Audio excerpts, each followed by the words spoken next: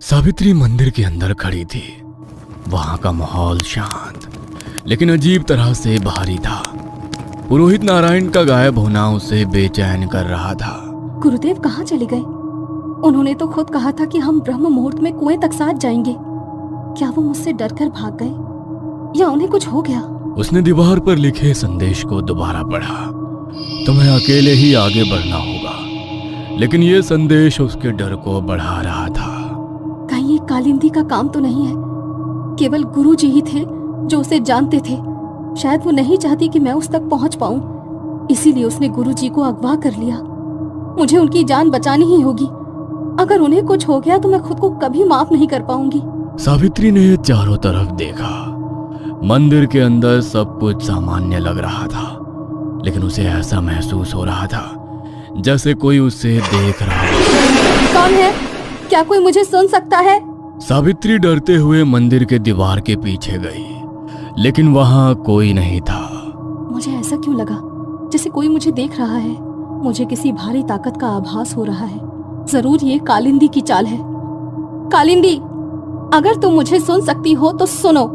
मुझे पता है कि तुम ये सब मुझे रोकने के लिए कर रही हो, पर मैं तुम तक जरूर पहुंचूंगी। मैं गांव वालों और पुरोहित जी को इस श्राप से मुक्त करवाऊंगी। गहरी सांस लेकर उसने फैसला लिया। चाहे जो भी हो, मुझे ये सफर अकेले तय करना होगा। अगर मैं कालिंदी की आत्मा से बात कर पाई तो शायद गुरुदेव के बारे में भी कुछ पता चले। सावित्री ने कुएं तक जाने का साहसिक निर्णय लिया था, लेकिन रास्ता अंधकारमय और भयावह था। घने जंगल की सर्द हवाएं उसकी हड्डियों तक जा रही थी। उसके कदम भले धीमे थे, लेकिन उसका इरादा अड़िग था। गुरुदेव ने कहा था कि ये यात्रा आसान नहीं होगी, लेकिन मुझे डरने का समय नहीं है। मुझे हर हाल में कुएं तक पहुंचना होगा। जैसे ही सावित्री घने जंगल के बीच पहुंची, आसमान से छोटे छोटे पत्थर गिरने लगे।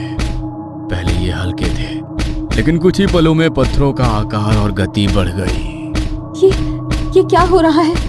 आसमान से पत्थर क्यों गिर रहे हैं? ये कैसा चमत्कार है? पत्थर इतने तीव्र हो गए कि उसकी त्वचा पर चोटें लगने लगी।